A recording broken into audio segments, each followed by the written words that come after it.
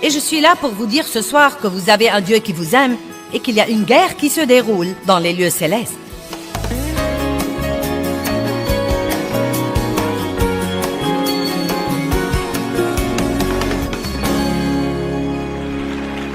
Nous sommes dans une guerre, mais nous ne devrions jamais être si insensés pour penser que Dieu ne nous a pas laissés équipés.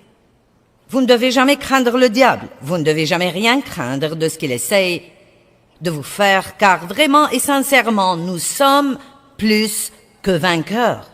Au beau milieu de ce que vous endurez en ce moment, vous ne devez pas croire que vous êtes la queue de quoi que ce soit, car la Bible dit que vous êtes la tête et non la queue, en haut et jamais en bas. Vous dites, eh bien, ce n'est pas ce que je sens. Vous ne devez pas suivre vos sentiments. Tenez-vous ferme dans la parole de Dieu et dites, la Bible dit que même au beau milieu de mes batailles, je suis plus que vainqueur par celui qui m'aime. Au beau milieu de vos batailles, n'oubliez jamais que Dieu vous aime profondément, énormément, et qu'il a un très bon plan pour votre vie. Il y a des personnes, ici ce soir, vous devez prendre ceci et vous devez l'avaler. Ne le laissez pas voler par-dessus votre tête. Vous avez des choses qui se passent, vous êtes blessé, vous avez des problèmes, vous faites face à des choses, et vous êtes, vous savez, peut-être que vous êtes venu ici ce soir avec l'espoir que je vous remontrerai le moral, et je crois que je peux faire ça. Je crois que je peux vous équiper et que vous arriverez par la parole de Dieu au point où vous ne serez pas toujours celui qui doit être encouragé, mais celui qui encourage les autres. La seule raison pour laquelle nous déprimons tellement quand nous avons des problèmes, c'est que nous craignons de ne jamais pouvoir nous en débarrasser. Nous craignons de ne pas avoir ce que nous voulons dans la vie ou de devoir attendre beaucoup plus longtemps que nous ne croyons que nous pouvons attendre. Nous croyons que ce que quelqu'un nous a fait nous est injuste, et il se peut que ce soit le cas. Mais nous devons aussi nous rappeler que Dieu est un Dieu de justice, et qu'il ne supportera pas que les gens blessent ses enfants s'il demeure ferme dans sa parole. Si quelqu'un me blesse et que j'ai une attitude amère et que je refuse de lui pardonner, je ne peux pas m'attendre à ce que Dieu me délivre. Je ne verrai pas la justice de Dieu dans ma vie si j'ai cette mauvaise attitude. Mais si, par sa grâce, je joue le rôle qu'il m'a demandé de jouer, Dieu me rendra toujours justice dans ma vie et il vous rendra toujours justice dans votre vie. Écoutez-moi, si quelqu'un vous a blessé, Dieu est un Dieu de justice et il vous rendra le double pour vos ennuis si vous tenez bon dans sa parole. Est-ce que vous me comprenez? Vous devez comprendre ça. Vous êtes plus que vainqueur. Peut-être que vous pensez en ce moment que vous êtes en bas, mais la Bible dit qu'au beau milieu de toutes ces choses, non pas quand elles sont finies, mais au beau milieu de toutes ces choses. Et c'est le meilleur moment pour ouvrir votre bouche et dire « Je suis plus que vainqueur par Christ qui m'aime ».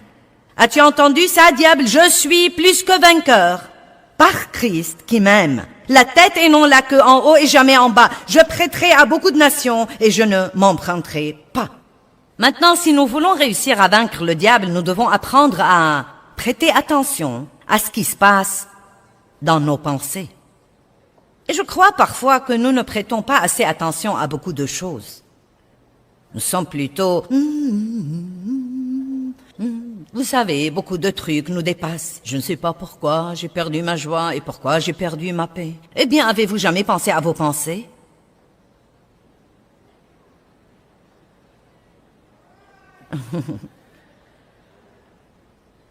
Vous savez, si vous êtes déprimé et découragé, pensez à vos pensées.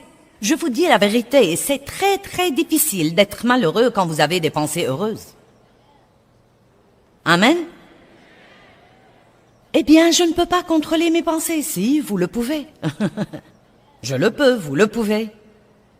La Bible nous enseigne que la pensée est le champ de bataille. 2 Corinthiens 10, 4 et 5, nous sommes dans une guerre. Amen? Beaucoup ont reçu Christ ce soir. Bienvenue à la guerre. Peut-être que vous pensez, eh bien, minute, j'ai déjà une guerre, je ne veux pas en avoir une autre. Mais ce qu'il y a, c'est que dans la guerre que vous aviez avant, vous combattiez tout seul. Maintenant, vous avez un guerrier puissant de votre côté. une armée d'anges, le roi des rois, le seigneur des seigneurs. Donc vous êtes dans une guerre, mais le jeu va être complètement différent maintenant. Complètement différent. 2 Corinthiens 10, 4 et 5. Les armes de notre guerre ne sont pas des armes charnelles de chair et de sang. Donc disons que si elles ne sont pas des armes naturelles charnelles, elles doivent être des armes spirituelles. Cela veut dire que ce n'est pas comme un pistolet avec lequel vous tirez sur le diable. C'est une arme qui ne fonctionne que par l'esprit, et cela veut dire que vous ne pouvez pas la voir. Ce n'est pas une arme que vous prenez dans votre placard ou que vous prenez dans le tiroir de votre coiffeuse. C'est une arme spirituelle. Dieu est esprit. Nous sommes avant tout des esprits. Nous avons une âme et nous vivons dans un corps, mais nous sommes des esprits. Le diable est un esprit. Les anges sont des esprits. Et nous devons apprendre qu'il y a des choses que nous pouvons faire qui affectent le royaume spirituel. La guerre où nous sommes est une guerre spirituelle. Nous faisons la guerre spirituelle et les armes de notre guerre ne sont pas des armes charnelles de chair et de sang, ce sont des armes spirituelles. Elles sont puissantes par Dieu pour renverser et détruire des forteresses. Une forteresse est un domaine où l'ennemi gagne du terrain et se retranche. Le diable aime bâtir des forteresses dans nos pensées. Il aime occuper des zones dans notre pensée. Des zones où il ment et il ment et il ment et il ment jusqu'à nous convaincre que le mensonge est la vérité. Et le problème avec le mensonge qu'on doit comprendre, c'est que même si c'est un mensonge, si nous croyons que c'est la vérité, il devient la vérité. Ce que nous croyons est extrêmement important. Que croyez-vous au sujet de votre passé, au sujet de votre avenir? Que croyez-vous au sujet de ce que Dieu pense de vous? Que croyez-vous au sujet de qui vous êtes en Christ? Que croyez-vous? Avec ces armes, nous renversons des arguments et des théories et des raisonnements. Toutes ces choses viennent contre votre pensée. Et toute hauteur qui s'élève contre la vraie connaissance de Dieu, et nous amenons toute pensée captive, tout objectif qui ne s'accorde pas avec Dieu, toute pensée qui ne s'accorde pas avec la parole de Dieu, nous la faisons captive pour l'amener à obéir au Christ Jésus, le Messie. J'ai un livre qui est très populaire depuis 17 ans et il est intitulé « Le champ de bataille de la pensée ». Je suis toujours absolument choquée et stupéfiée des ventes de ce livre. Eh bien, c'est parce que nous savons que nous avons des problèmes avec nos pensées et nous ne voulons pas avoir ce genre de problème. Et Dieu nous dit que nous devons apprendre à renouveler notre pensée et à penser différemment. Je vous demande donc d'apprendre à avoir vos propres pensées. Ne pensez pas à tout ce qui vous tombe dans la tête. Ce n'est pas parce que vous avez une pensée qu'elle est de vous et que vous en prenez la propriété. Mais comprenez que si ce que vous pensez ne s'accorde pas avec ce que dit Dieu, c'est le diable ou un démon qui travaille pour lui qui vous la met dans votre pensée. Vous devez dire « Arrière de moi, Satan ». Amen. Ce n'est pas vrai et je ne te crois pas. Non, mais quand vous dites « arrière de moi, Satan », ce doit être parce que vous vous attendez à ce qu'il s'en aille vraiment. Une femme faisait des courses et son mari lui a demandé de ne plus acheter de vêtements.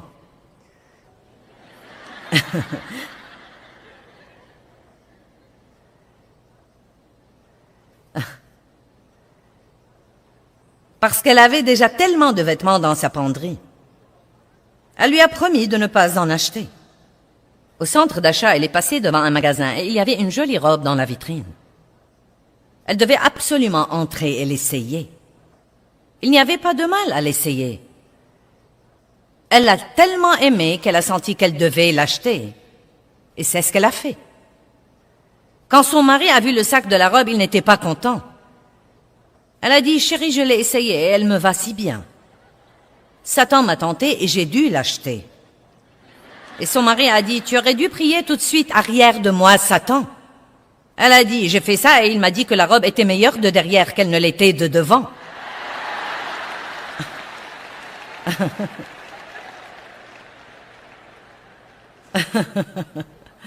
Donc quand vous dites « arrière de moi, Satan », ne jouez pas au plus fin. Si vous voulez vous débarrasser du diable, vous devez vraiment le vouloir. Vous sentez-vous comme un soldat? La Bible dit que nous sommes des soldats dans l'armée de Dieu. Vous comportez-vous comme un soldat? 2 Timothée 2, 4. Paul dit, « Personne, en s'engageant dans l'armée, ne s'embarrasse des affaires de la vie civile. » 2 Timothée chapitre 2, verset 4.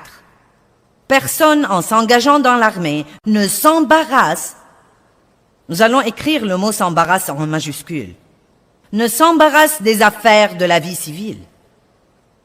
Cela veut dire que vous êtes là, vous menez votre vie, vous devez faire face à certaines choses, mais vous ne devez pas vous en embarrasser. N'encombrez pas votre vie de trucs, n'encombrez pas votre pensée de trucs qui préoccupent le monde.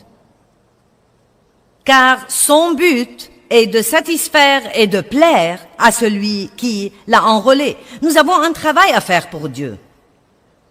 Je crois que si Dieu n'avait pas un travail pour vous à l'instant où vous avez été sauvés, il vous aurait pris au ciel. Il vous aurait pris d'ici. Dieu veut donc votre adoration. Le plus grand respect que nous puissions témoigner à Dieu, c'est de l'adorer. Je vais juste vous mentionner ceci. Je n'essaye de réprimander personne. Mais faites de votre mieux quand vous allez à l'église, d'arriver là, en avance pour être là pour l'adoration. Je crois que ce n'est pas bon de penser que ce n'est pas une partie importante, que ce n'est pas une partie importante et de vouloir arriver là pour le sermon ou qu'il n'y a pas de mal à arriver en retard. Je peux dire que je n'essaie pas de vous réprimander, mais peut-être que c'est ce que je fais, je ne sais pas. Je peux me permettre certains trucs que parfois vos pasteurs ne peuvent se permettre parce que je serai parti samedi et vous m'aimerez de nouveau lundi matin, donc vous savez. Mais vous voyez, c'est quelque chose que nous faisons pour Dieu. Nous venons pour l'adorer, nous venons pour le respecter en l'adorant. Et c'est pour nous une chose merveilleuse à faire, adorer Dieu. Nous ne devons pas, en fait, nous embarrasser des choses du monde. Et rappelez-vous que nous sommes là pour servir Dieu, pour grandir, pour mûrir, pour aller dans le monde et être une lumière brillante qui dissipe l'obscurité. Laissez-moi vous dire quelque chose. Une vie transformée est un sermon plus important que toutes les paroles que vous puissiez jamais prononcer. Vous pouvez aller prêcher aux gens et leur dire qu'ils devaient croire en Dieu, mais si votre vie ne le confirme pas, ils ne vous prêteront aucune attention. Amen? Donc, nous devons aimer Dieu, nous devons l'adorer, nous devons être des lumières qui brillent pour lui. Et s'il y a quelque chose de spécifique que Dieu veut que nous fassions dans notre vie, nous devons veiller à le faire, non seulement le commencer, mais le commencer et le finir. Mais nous ne pouvons pas faire ça si nous sommes embarrassés. Certains d'entre vous sont tellement embarrassés des problèmes des autres personnes que vous ne pouvez même pas prêter attention à ce que Dieu essaye de vous dire en ce moment. Certains d'entre vous sont des réparateurs. J'aime résoudre les problèmes des autres et je dois faire attention et ne pas me laisser entraîner dans leur désordre, à tel point que cela absorbe mon énergie et m'empêche de faire les choses que je crois vraiment que Dieu veut que je fasse. Vous devez aider les gens, mais ne vous laissez pas entraîner à tel point que vous faites 10 appels téléphoniques par jour et vous parlez toute la journée de leurs affaires et de leurs problèmes. C'est bon d'aider les gens, mais vous devez être capable de discerner. Est-ce quelqu'un que l'ennemi utilise pour me voler mon énergie et mon temps, ou est-ce quelqu'un qui a vraiment besoin d'aide? Amen? C'est un bon mot. Un bon petit conseil. Car l'ennemi peut même utiliser des gens bien intentionnés pour épuiser votre énergie si vous le leur permettez. Nous devons être forts pour vivre la vie que Dieu veut que nous vivions. Essayez de faire des choses comme aller vous coucher la nuit et dormir comme il faut. Ça vous étonnerait de voir que cela vous aide à résister à l'ennemi. Essayez de ne pas manger des cochonneries. Vous serez stupéfié de combien vous vous sentirez mieux. Si vous vous sentez mal, vous n'aurez pas envie de prier. Si vous vous sentez mal, vous n'aurez certainement pas envie de monter la garde comme un soldat. Les soldats vivent sur leur garde. Ils savent ce dont ils sont responsables dans la guerre. Ils occupent leur poste, ils occupent leur position et ils restent de garde. J'ai compris il y a longtemps que je suis appelée comme enseignante dans le corps de Christ. Je me consacre donc à ce que je suis appelée à faire et je fais de gros efforts pour ne pas laisser les gens m'amener à faire un tas de trucs qu'ils voudraient que je fasse, mais qui n'ont pas grand-chose à voir avec ce que Dieu veut que je fasse. Et je crois que ça m'aide à mieux le faire. Car tout le monde veut toujours que vous leur fassiez ce qui leur plaît. Mais Dieu veut que vous fassiez son travail. Proverbe 4, 23 dit « Garde ton cœur avec diligence ». Gardez-vous votre cœur? Est-ce que vous prêtez attention à ce qui entre dans votre cœur? Ne permettez à aucune offense d'y rester. Si vous avez été blessé, ne transformez pas ça en amertume et ne le mettez pas dans votre cœur. Ne laissez pas la colère rester dans votre cœur. Prenez un peu de temps et examinez votre cœur. Qu'est-ce qui se passe dans mon cœur? Est-ce que mes motifs sont bons pour ce que je fais? Est-ce que j'ai un cœur pur devant Dieu? Garde ton cœur avec diligence, car de lui viennent les sources de la vie. Vous êtes agressif ou passif? Vous êtes dynamique ou vous réagissez simplement? Est-ce que vous attendez jusqu'à ce que vous ayez un problème et ensuite vous essayez de vous fortifier? Ou est-ce que vous restez toujours fort? Est-ce que vous imposez votre autorité sur l'ennemi quand vous avez un problème? Ou est-ce que vous marchez dans votre autorité tout le temps? Est-ce que vous devez avoir quelqu'un pour vous motiver ou êtes-vous motivé par vous-même? Est-ce que quelqu'un doit venir vous remonter votre manivelle? Et est-ce que vous faites toute une histoire pour y aller? Ou est-ce que vous faites ce qu'il faut quand personne ne vous voit? Amen. Soyez une personne résolue. Soyez une personne qui vit intentionnellement. Est-ce que vous vous levez le matin pour attendre de voir ce qui arrivera avant de décider ce que vous voulez faire? Les gens me font presque rire quand je dis « Vous allez venir demain? Je vais attendre pour voir de quoi demain sera fait. » Eh bien, vous ne viendrez pas ici. Vous devez être intentionnel. Faire les choses exprès, et vous devez savoir que chaque fois que vous voulez faire quelque chose qui va vous profiter spirituellement, ou vous aider à grandir en Dieu, ou vous aider à être une bénédiction à quelqu'un d'autre, l'ennemi va certainement essayer de vous arrêter. Même si vous commencez à prier sur un certain plan, Dieu vous a mis quelque chose dans le cœur pour lequel il faut prier. Et vous croyez que Dieu vous montre que si vous priez pour ça, vous serez exaucé et cela vous prendra dans un nouveau domaine de bénédiction. Je peux presque vous promettre que les premiers jours, vous aurez l'impression que vous régressez au lieu de progresser. Car l'ennemi veut vous faire croire que ça ne marche pas. Avez-vous prié pour quelqu'un et qu'il a été pire? Ou que le diable vous a chuchoté à l'oreille, ça ne marche pas. Pour qui te prends-tu? Mais vous savez ce qui arrive en fait? Quand vous priez, Dieu commence à travailler sur cette personne et elle est vraiment pire parce qu'elle est maintenant sous la conviction.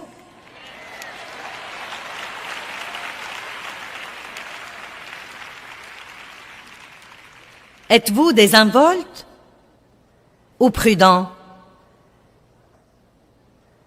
Êtes-vous offensif ou défensif? Ce soir, je parle de quelques armes offensives.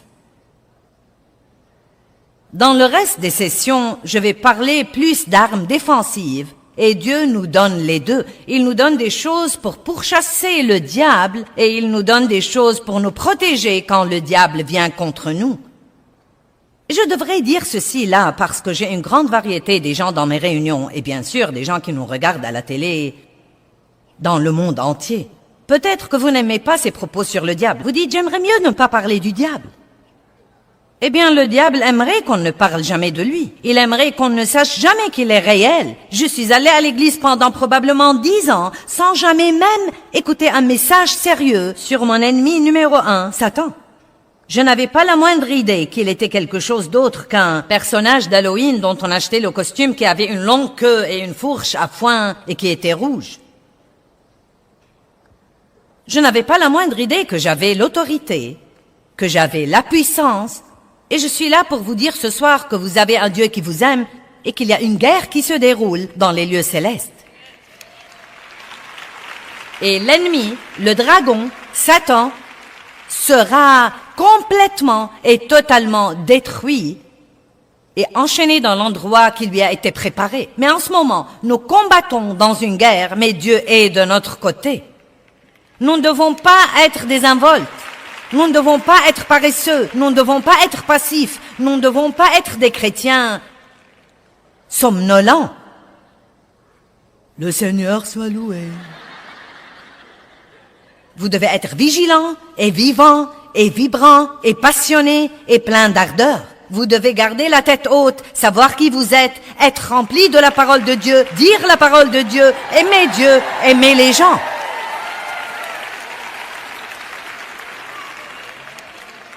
Eh bien, tu sais quoi, Joyce, ça demande vraiment beaucoup de travail. Écoutez-moi, ne regardez jamais quelqu'un qui a toutes sortes de victoires dans sa vie pour penser « Oh, si seulement j'avais cette vie !» Puis-je vous dire qu'il ne l'a pas eu par les souhaits? Je ne suis pas là où j'en suis aujourd'hui dans ma vie avec Dieu et dans ce ministère parce que je l'ai simplement souhaité. Quelqu'un d'autre ne peut pas toujours affronter votre Goliath à votre place. Dieu vous a oint pour être roi. Mais avant de pouvoir être roi, il va falloir faire face à Goliath. Il va falloir lui faire baisser les yeux. Il va falloir apprendre à lui parler et il va falloir savoir qui vous êtes et qui est de votre côté. Amen? C'est triste de penser que certains ne savent même pas qu'ils ont un ennemi. Et pourtant, beaucoup ne le savent pas. Si vous ne croyez pas que le diable est réel, prenez votre concordance et cherchez Satan, le diable, le dragon, Lucifer. Nous devons écouter ce genre de trucs. Nous devons nous rappeler que Dieu est de notre côté, que nous sommes plus que vainqueurs, que nous avons la puissance et nous avons l'autorité. Je veux vous lire quelques versets. Nous n'allons en lire que 2 ou 3, mais... Un chrétien doit être sur ses gardes, doit vivre sur ses gardes. Luc 12:15 dit « Gardez-vous de toute avidité et convoitise. Vous devez vous garder quand Dieu commence à vous bénir matériellement et financièrement, d'avoir un esprit avide et de vouloir de plus en plus et de plus en plus et de plus en plus et plus. C'est pourquoi veillez à ce que plus vous avez, plus vous donnez. Amen. Plus vous avez, plus vous donnez. Plus votre vie est meilleure, mieux vous traitez les autres personnes. Chaque fois que Dieu vous bénit, partagez-en toujours une partie avec quelqu'un d'autre. Et peut-être que c'est un des secrets du don. Peut-être que Dieu nous dit de donner toujours des prémices de ce qu'il nous donne dans la vie, de toujours donner d'abord, parce que c'est un des moyens dont nous combattons l'avidité et la convoitise, qui sont des choses terribles à avoir. Eh bien, j'espère et je prie que vous soyez déterminés à vivre avec un but, savoir qui vous êtes et à qui vous appartenez. Je vous encourage à être sur vos gardes parce que nous sommes en guerre. Toutefois, nous avons tout ce dont nous avons besoin, nous avons tout l'équipement spirituel dont nous avons besoin pour gagner cette guerre.